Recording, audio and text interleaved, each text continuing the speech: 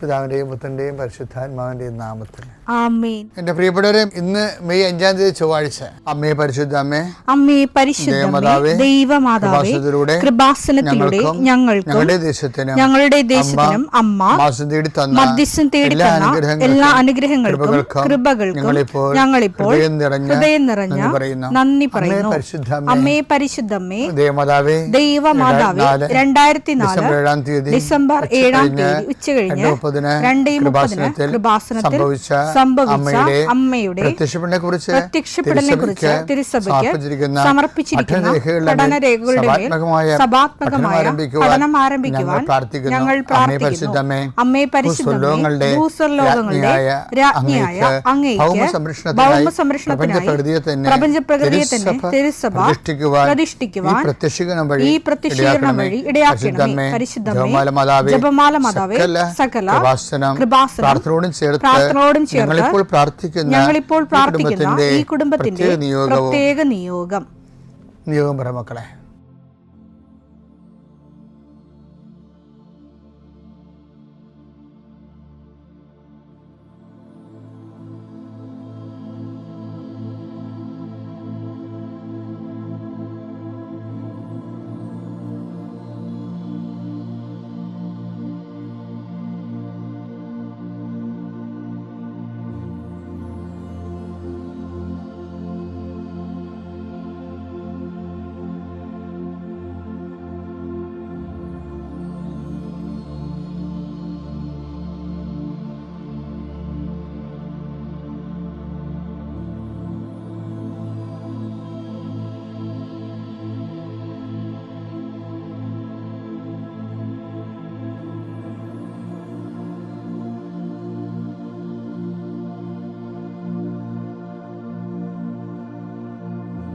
അമ്മയുടെ പ്രത്യക്ഷീകരണത്തിന്റെ ഈ അനുഗ്രഹവേളയിൽ ഞങ്ങൾക്ക് സാധിച്ചു തരുവാൻ കനിയണമേ.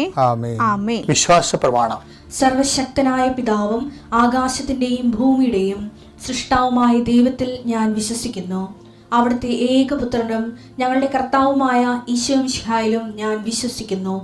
ഈ പുത്രൻ പരിശുദ്ധാത്മാവിനാൽ ഗർഭസ്ഥനായി കന്യകാമറിയത്തിൽ നിന്ന് പിറന്ന് പൊന്തിയോസ് പീലാത്തോസിന്റെ കാലത്ത് പീഡകൾ സഹിച്ച് കുരിശിൽ തറയ്ക്കപ്പെട്ട് മരിച്ച് അടക്കപ്പെട്ട് പാതാളങ്ങളിൽ ഇറങ്ങി മരിച്ചവരുടെ ഇടയിൽ നിന്ന് 3-ാം നാൾ ഉയർത്ത് സ്വർഗത്തിലേക്ക് എഴുന്നള്ളി സർവശക്തിയുള്ള പിതാവായ ദൈവത്തിന്റെ വലതുഭാഗത്തിരിക്കുന്നു. അവിടെ നിന്ന് ജീവിക്കുന്നവരെയും മരിച്ചവരെയും വിധിക്കുവാൻ വരുമെന്നും ഞാൻ വിശ്വസിക്കുന്നു. പരിശുദ്ധാത്മാവിലും ഞാൻ വിശ്വസിക്കുന്നു. വിശുദ്ധ കത്തോലിക്കാ സഭയിലും പുണ്യവാന്മാരുടെ ഐക്യത്തിലും പാപങ്ങളുടെ മോചനത്തിലും ശരീരത്തിന്റെ ഉയർപ്പിലും നിത്യമായ ജീവിതത്തിലും ഞാൻ വിശ്വസിക്കുന്നു. ആമേൻ. സുഖസ്ഥനായ ഞങ്ങളുടെ പിതാവേ, അങ്ങയുടെ നാമം പൂജിതമാകണമേ. അങ്ങയുടെ രാജ്യം വരണമേ. അങ്ങയുടെ തിരുമനസ് സ്വർഗത്തിലെ പോലെ ഭൂമിയിലും ആകണമേ.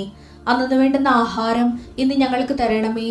ഞങ്ങളോട് തെറ്റ് ചെയ്യുന്നവരോട് ഞങ്ങൾ ക്ഷമിക്കുന്നത് പോലെ ഞങ്ങളുടെ തെറ്റുകൾ ഞങ്ങളോടും ക്ഷമിക്കണമേ.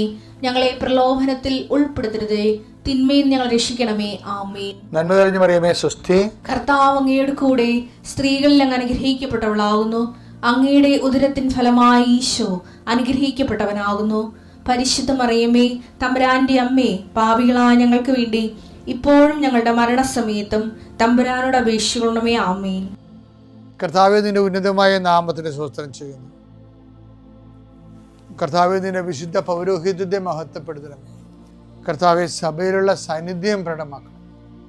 40 വർഷം അർപ്പിച്ച കൃപാന്റെ യുഗതിയായി കൃപാസ്ഥാനത്താരെ ജീവനോടെ പ്രത്യക്ഷപ്പെട്ട പരിശുദ്ധ അമ്മയുടെ മാധ്യസ്ഥത്തിലെ ഞാൻ അങ്ങയുടെ മക്കൾക്ക് വേണ്ടി പ്രാർത്ഥിക്കുന്നു. അമ്മേ, ഈ പ്രഭാതത്തിൽ എത്രയോ പേരാണമ്മേ ഈ ഒരു പ്രാർത്ഥനയ്ക്ക് വേണ്ടി കൊതിച്ച് കാത്തിരിക്കണത്.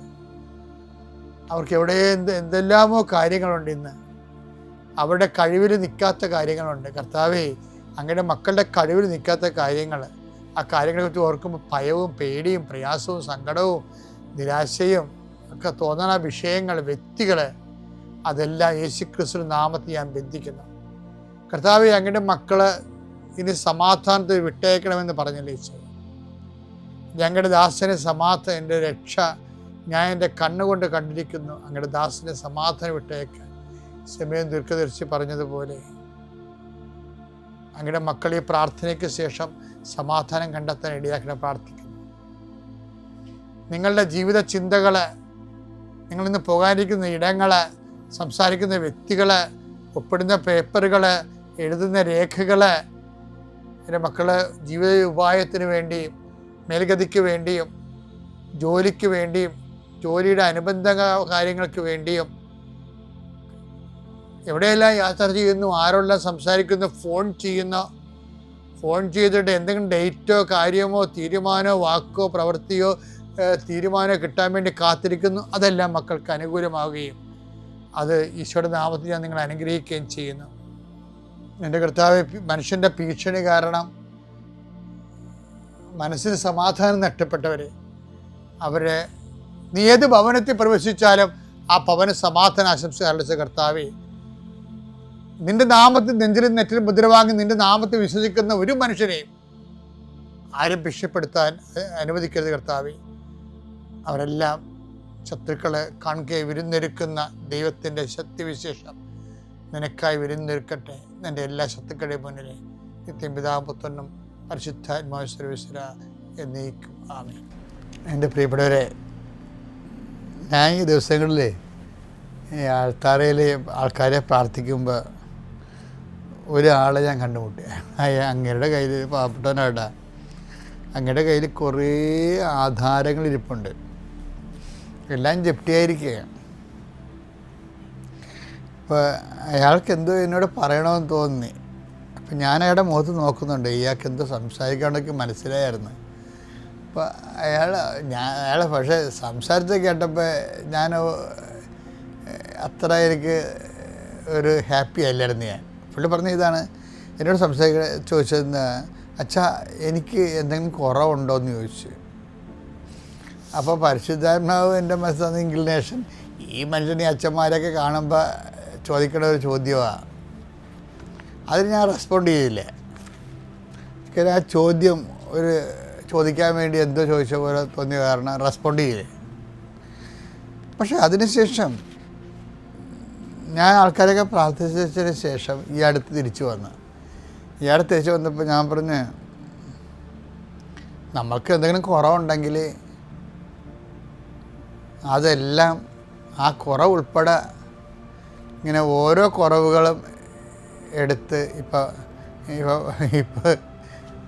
ഇപ്പം നമ്മൾ ഹിറ്റൊന്നും സാരമില്ലേ, ഹിറ്റ് അത് ഈ പാറ്റയിലേക്ക് അടിക്കണ സാരമില്ലേ, അപ്പം ഇങ്ങനെ കൊമ്പും കോലൊക്കെ വെച്ചിട്ടിരിക്കണേ. അപ്പോൾ നമ്മൾ അത് അടിക്കുമ്പോൾ പാറ്റയും ചാകും, അതിൻ്റെ അടി പല്ലി ഉണ്ടെങ്കിൽ പല്ലിയും ചാകും, വേറെ എന്തെങ്കിലും ജീവികളൊക്കെ ഉണ്ടെങ്കിൽ അതൊക്കെ ചത്തു പോകും. അപ്പോൾ പല്ലിക്ക് ഒരു ഹിറ്റ് പോലെ ഒരു സ്പ്രേ, പാറ്റയ്ക്ക് വേറെ സ്പ്രേ, പഴുതാരയ്ക്ക് വേറെ സ്പ്രേ, അങ്ങനെയൊന്നുമില്ല. ഉടമ്പടി എന്ന് പറഞ്ഞാൽ എല്ലാ സാധനത്തിനെയും ഞാൻ പറഞ്ഞു, നിങ്ങൾ വൃത്തിമേനായിട്ട് ഉടമ്പടി ഒന്ന് ചെയ്യും. അപ്പോൾ എന്തിനും കുറവുണ്ടെങ്കിൽ ഓട്ടോമാറ്റിക്കായിട്ട് അത് പരിഹരിക്കും. അല്ല ഓരോ സാധനത്തിനും ഓരോ കുറവിന് ഓരോ സൊല്യൂഷൻ പറഞ്ഞിട്ട് കാര്യമില്ല. അങ്ങനെയൊക്കെ പറയുന്നവരുണ്ടായിരുന്നു. ആ കാലം കഴിഞ്ഞോ? നമ്മൾ ദൈവതിരുസന്നിധിയിൽ എന്താ നമ്മൾ ചെയ്യണത്? കർത്താവുമായിട്ട് ഒരു എഗ്രിമെൻ്റ് ചെയ്യാൻ, അല്ലേ? അപ്പം തന്നെ നമ്മൾ ദൈവമായിട്ടാണ് ചെയ്യണത്. അത് അതർ പേഴ്സൺ ആരാണ്? ദൈവമാണ്. ഇപ്പം ദൈവമായിട്ട് ഒരു എഗ്രിമെൻ്റാണ് ചെയ്യണത്. അല്ല നമ്മളിങ്ങനെ ദൈവത്തോട് തിരുസന്നിധിയിൽ കുദാശകൾ ഒന്നും എഗ്രിമെൻ്റ് അല്ല. അത് നമ്മുടെ വ്രതം നമ്മൾ എടുക്കണതാണ്. ഇപ്പം അനുസരണം എന്ന വ്രതം അത് നമ്മൾ എടുക്കണത്. അത് നമ്മൾ ഏകപക്ഷീയമായിട്ട് ആ വ്രതം എടുക്കുകയാണ്. നമ്മൾ വി ടേക്ക് ദാറ്റ് വൗസ്. ഉടമ്പടി എന്ന് പറഞ്ഞൊരു വൗസ് എടുക്കലല്ല ശരിക്കും പറഞ്ഞാൽ. ആൾക്കാർ അങ്ങനെ ധരിച്ചിട്ടുണ്ട്. അതായത് ചില അച്ഛന്മാരോടൊക്കെ നമ്മൾ പറയും, അച്ഛനെ ജോസഫിനെ കാണാൻ വേണ്ടി വന്നാണെന്ന് പറഞ്ഞു. അപ്പം ഞാൻ അച്ഛന്മാരാണെങ്കിൽ ഞാൻ ചോദിക്കും, നിങ്ങൾ ഉടമ്പടിയിലാണോ എന്ന് ചോദിക്കുമ്പോൾ ഇല്ല, ഉടമ്പടിയൊന്നുമല്ല. അപ്പോൾ നമ്മളൊക്കെ ഉടമ്പടിയിലല്ല അച്ഛാ എന്ന് എന്നോട് ഇങ്ങനെ ചോദിക്കും. ഞാൻ പറഞ്ഞു, അത് നമ്മൾ അങ്ങോട്ട് എടുത്തതല്ലേ ഉടമ്പടി. അതിന് വൗസെന്നാണ് പറയണത്, വ്രതം, അനുസരണ എന്ന വ്രതം. ഈ ബൈബിളിലെ ഉടമ്പടി എന്ന് പറയുന്നത്, കൃപാസനം നടക്കുന്നത് മരിയൻ ഉടമ്പടിയാണ്. എന്ന് വെച്ചാൽ അത് ബൈലാറ്ററാണ്. വെച്ചാൽ അതായത് അതിൻ്റെ മുഴുവൻ അടിസ്ഥാനങ്ങൾ എവിടെ ഉള്ളത്? അതെല്ലാം പുറപ്പാടിൻ്റെ പുസ്തകത്തിൽ ഉടമ്പടി ജനത, ഉടമ്പടി ഫലകം നൽകിയതിന് ശേഷമാണ്. ഉടമ്പടി ഫലകം നൽകിയതിന് ശേഷമാണ് ഉടമ്പടി ജീവിതം വരണത്. ആ ഉടമ്പടി ജീവിതത്തിൻ്റെ ഏറ്റവും ഉത്തമമായ അതിൻ്റെ ഫോർമേഷനിലെ കൾമിനേഷനിലാണ് ക്രൈസ്റ്റ് എന്ന് പറയുന്നത്. അപ്പം നമ്മൾ അവൻ പറയണത് പോലെ ചെയ്യണം. അപ്പം അവൻ പറയണ പോലെ ചെയ്യുമ്പോൾ അത് നമ്മൾ അങ്ങോട്ട് ചെയ്യുന്നതാണ്. പക്ഷേ അതിന് ദൈവം ഇങ്ങോട്ട് തരുന്ന വാഗ്ദാനങ്ങളുണ്ട്. അപ്പോൾ ഇത് ബൈലാറ്ററലാണ്, ഉഭയകക്ഷിയാണ്. ദൈവം ഒരു കക്ഷിയാണ് അതിൻ്റെ അകത്ത്. അപ്പം തന്നെ അത് മനസ്സിലാക്കുമ്പോൾ തന്നെ നമ്മളെന്ത് ചെയ്യും? അയ്യോ, ദൈവമായിട്ടാണല്ലോ നമ്മൾ ഒരു എഗ്രിമെൻറ്റിൽ വരാൻ പോണത്. അപ്പം ഞാൻ എബ്രഹാത്തെ പോലെ ഞാൻ പരിശുദ്ധനായിരിക്കുന്ന പോലെ നീയും പരിശുദ്ധനായിരിക്കണം. അപ്പം അതിൻ്റെ ആദ്യ പടി തന്നെ എന്താണ്? വിശുദ്ധീകരണമാണ്. ഉടമ്പടിയുടെ ആദ്യ പടി. വിശുദ്ധീകരിക്കാത്ത ആർക്കും ഉടമ്പടി ചെയ്യാൻ പറ്റത്തില്ല.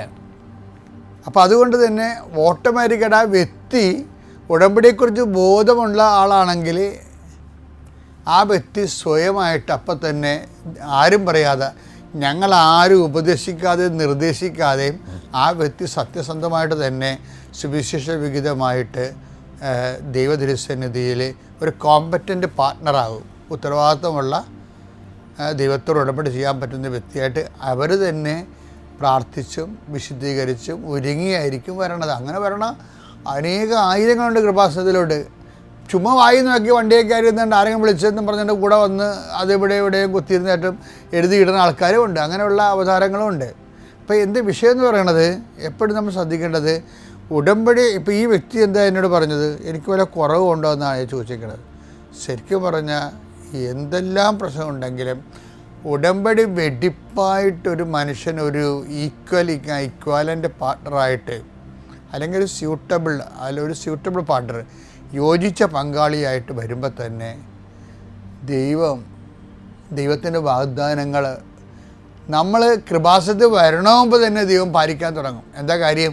നമ്മൾ പാലിക്കുമെന്നുള്ളതും ഉടമ്പടിയുടെ വൃത്തിയും മെനയുമുള്ള ഈക്വൽ പാർട്ട്ണർ ആകുമെന്നുള്ളത് ദൈവത്തിന് നേരത്തെ അറിയാതെ കൊണ്ട് അങ്ങനെയുള്ള ഒരു തീരുമാനം എടുക്കുമ്പോൾ തന്നെ വീട്ടിൽ വെച്ച് തന്നെ അതിൻ്റെ അനുഗ്രഹങ്ങൾ തുടങ്ങും. അതുകൊണ്ട് പല ആൾക്കാരും ഉടമ്പടി അപ്പോൾ ഈ മനുഷ്യൻ കുറവുണ്ടോ എന്ന് ചോദിച്ചപ്പോൾ ഞാൻ അയാളോട് ചോദിച്ചതെന്നറിയാമോ, നിങ്ങളാദ്യം ഉടമ്പടി എടുക്കണത് എന്തിനാണ്? യേശുക്രിസ്തുവിനെ നമ്മുടെ പക്ഷത്താക്കാൻ വേണ്ടിയാണ്. എന്താ കാര്യം? യേശുക്രിസ്തുവിനെ എന്തിനാണ് നമ്മൾ പക്ഷത്താക്കണത്? ഉടമ്പടി ബേസ് ചെയ്തിരിക്കുന്നത് വാഗ്ദാനങ്ങളല്ലേ. അപ്പം സകല വാഗ്ദാനങ്ങളും യേശുക്രിസ്തുവിൽ അതേന്ന് തന്നെയാണ്. 2 കൊരിന്ത്യർ 1:20 ദൈവത്തിന്റെ സകല വാഗ്ദാനങ്ങളും ദൈവത്തിന്റെ സകല വാഗ്ദാനങ്ങളും ക്രിസ്തുവിൽ അതേന്ന് തന്നെയാണ്. അതുകൊണ്ട് തന്നെയാണ് ദൈവമഹത്വത്തിന് അവൻ വഴി ഞങ്ങൾ ആമേൻ പറയുന്നു, ഞങ്ങൾ യേശു പറയുന്നത്.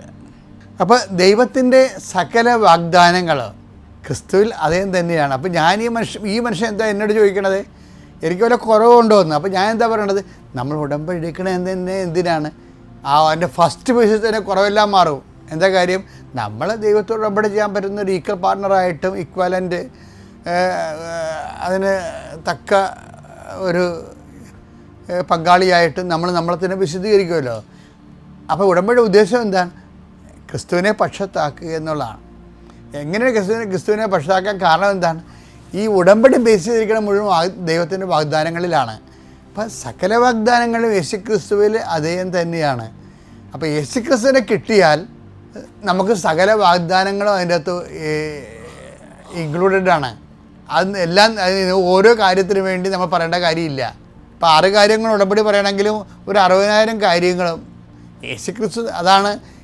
ഇനി നമുക്കെതിരെ വരാൻ പോകുന്ന ശത്രുത പോലും അല്ലെങ്കിൽ പലതരം പൈശാചിക പീഡകൾ പോലും എന്താണ് മനുഷ്യൻ പേടിക്കണ എല്ലാ കാര്യങ്ങളും അതല്ലേ ബൈബിൾ ചോദിക്കുന്നത്.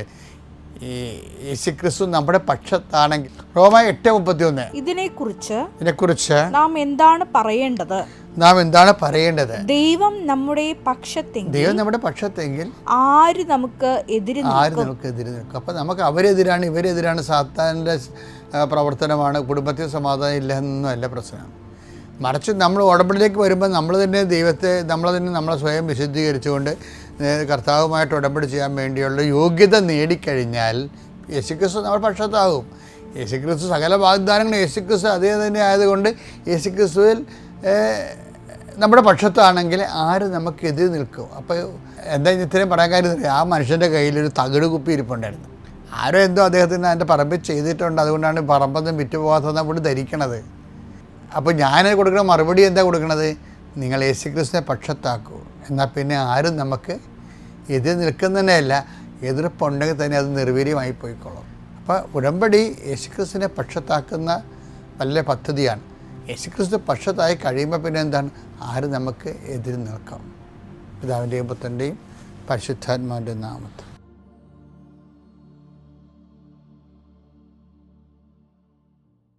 അത്യപൂർവ ദൈവാനുഭവങ്ങൾ ഇനി നിങ്ങൾക്കും സ്വന്തം. ഈ യൂട്യൂബ് ചാനൽ ഇതുവരെ സബ്സ്ക്രൈബ് ചെയ്തിട്ടില്ലെങ്കിൽ ഇപ്പോൾ തന്നെ സബ്സ്ക്രൈബ് ചെയ്യുക. ഈ വീഡിയോ ഇപ്പോൾ തന്നെ നിങ്ങളുടെ സുഹൃത്തുക്കൾക്ക് ഷെയർ ചെയ്തുകൊണ്ട് കർത്താവിൻ്റെ പ്രേക്ഷിതരാകുക.